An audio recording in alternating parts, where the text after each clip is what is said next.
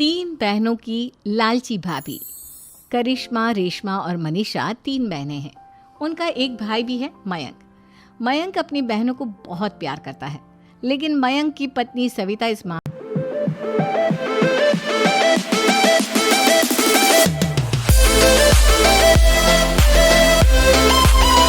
में मयंक से बिल्कुल ही अलग है। वो अपनी ननदों का जितना बुरा कर सकती है उतना बुरा करती ही रहती है और अपनी ननदों पर हुक्म भी चलाती है। करिश्मा, करिश्मा, तुमने अभी तक नाश्ता नहीं बनाया?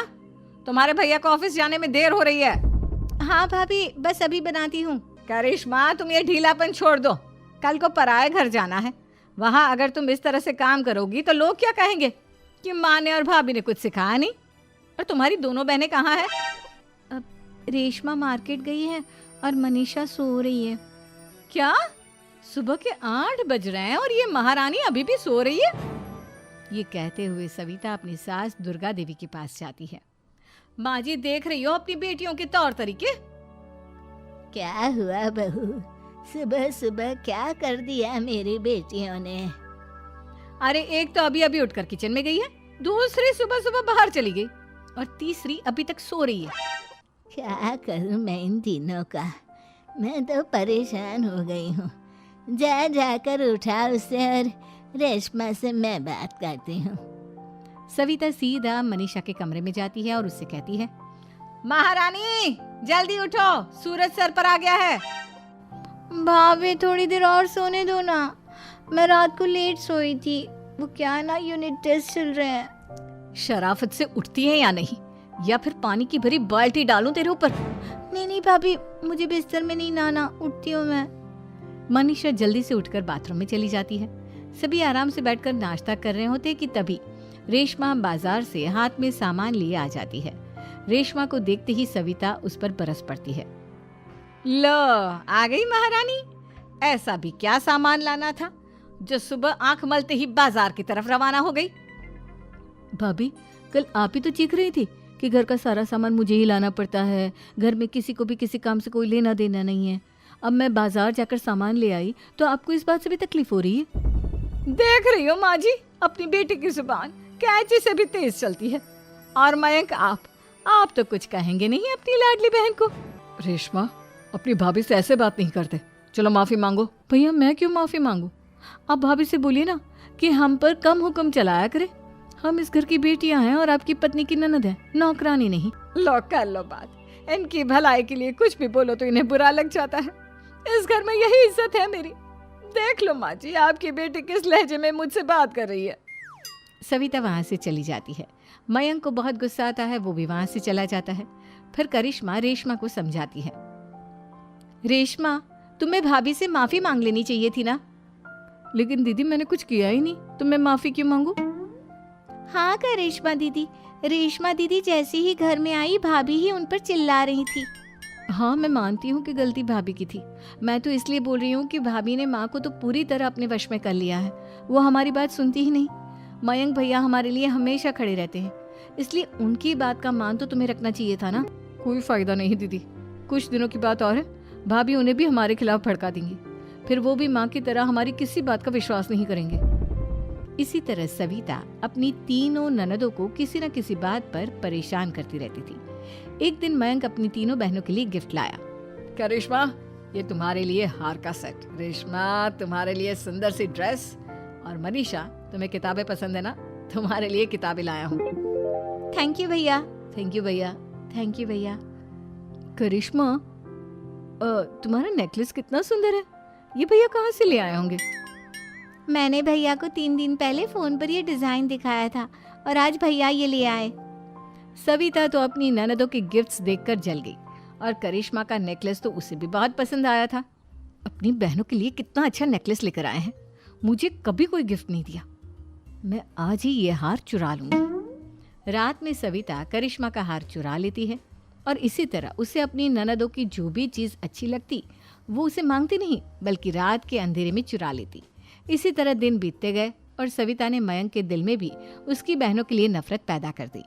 एक दिन मयंक ने करिश्मा और रेशमा के लिए रिश्ता देखा और ये बात उसने घर में सबको बताई। माँ, करिश्मा और रेशमा के लिए बहुत अच्छा रिश्ता आया है। वो लोग कल इन्हें देखने आ रहे हैं। आप और सविता मिलकर सारी तैयारी कर लेना।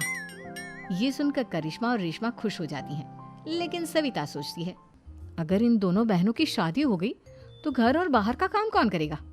मनीषा तो एक नंबर की कामचोर है, उससे तो किसी बात की उम्मीद लगाना ही बेकार है।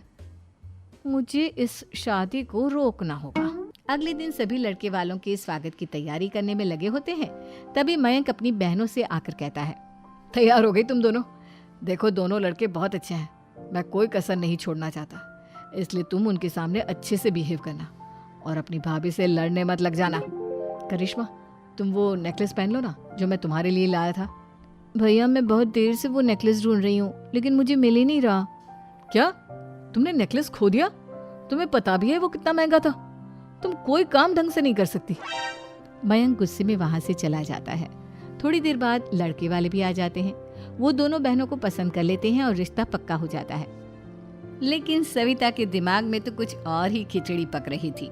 वो पंडित जी के पास करिश्मा की कुंडली लेकर जाती है और उन्हें पैसे देकर करिश्मा की कुंडली बदलवा देती है। जब लड़के वालों के पास करिश्मा की कुंडली जाती है तो वो दुर्गा को फोन करते हैं। बहन जी, हमने करिश्मा की कुंडली अपने पंडित जी को दिखाई थी। आपकी बेटी की कुंडली नहीं बल्कि दोषों का पिटारा है। देखिए, मैं और मेरे पति इन सब बातों में बहुत विश्वास करते हैं, इसलिए हम आपकी बेटी से अपने बेटे की शादी नहीं करा सकते। इस तरह करिश्मा का रिश्ता टूट जाता है और सभी घर वालों को बहुत दुख होता है। अब कविता सोचती है, चलो करिश्मा का तो रिश्ता टूट गया, अब रेशमा का भी रिश्ता तोड़ना है। क्या करूं? अब सविता आवाज बदलकर किसी अननोन नंबर से रेशमा के होने वाले ससुराल में फोन करती है। हेलो, मैं कौन हूँ कौन नहीं ये आपके लिए जानना ज़रूरी नहीं।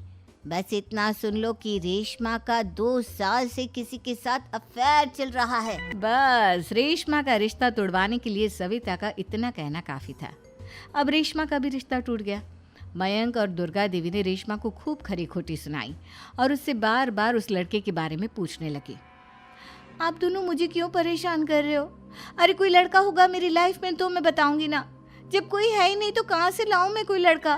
तो तेरे होने वाले ससुराल वालों को फोन किसने किया था? माँ मैं नहीं जानती किसने फोन किया था, मैं सच कह रही हूँ। मैं तो पहले ही कह रही थी इसकी लगाम खींच कर रखो, लेकिन मेरी सुनता ही कौन है। आप चुप रहिए भाभी, ये सब आपका ही किया धरा है। अब तीनों बहनों को विश्वास हो जाता है कि ये सब उनकी भाभी ही कर रही है। तीनों बहनें अपनी भाभी को सबक सिखाने के लिए एक वकील कर लेती है और घर में हिस्सा मांगना। देखो भैया, माँ बाप की जायदाद में जितना बेटों का हक होता है उतना ही बेटियों का, इसलिए इस घर के 4 हिस्से होंगे और हमें अपना हिस्सा चाहिए। मैंने तुम्हारे लिए क्या क्या नहीं किया और तुम इस घर में हिस्सा मांग रही हो?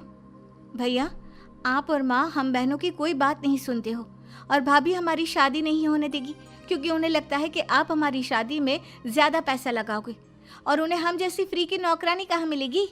तो हम भाभी के साथ तो रह नहीं सकते, हम बहनों को अपना हिस्सा चाहिए। अरे तुम्हें शर्म आनी चाहिए अपनी भाभी पर ऐसा इल्जाम लगाते हुए। वो तुम्हारे बारे में कितना सोचती है। हाँ माँ, भाभी हमारे बारे में बहुत सोचती है, दिन रात बस यही सोचती रहती है कि किस तरह से अपनी तीनों ननदों को परेशान करूं और कभी मुझे पढ़ने भी नहीं देती। दोनों बहनों का रिश्ता भी तो इन्होंने ही तोड़वाया है और रात में हमारे कमरे में आकर हमारी चीजें भी चुराती हैं। इसी तरह सविता की तीनों ननदें अपनी बात पर अड़ी रही। अब कोर्ट में तारीख भी शुरू हो गई। जब सविता को लगा कि उसकी तीनों ननद इतनी आसानी से नहीं मानने वाली, तो उसने अपने पति और सास को सारी सच्चाई बता दी और अपनी तीनों ननद से माफी मांगी। मयंक और दुर्गा को भी अपनी गलती का एहसास हो गया। अब सविता खुद करिश्मा और रेशमा के लिए अच्छा रिश्ता ढूंढती है और उनकी शादी करवाती है।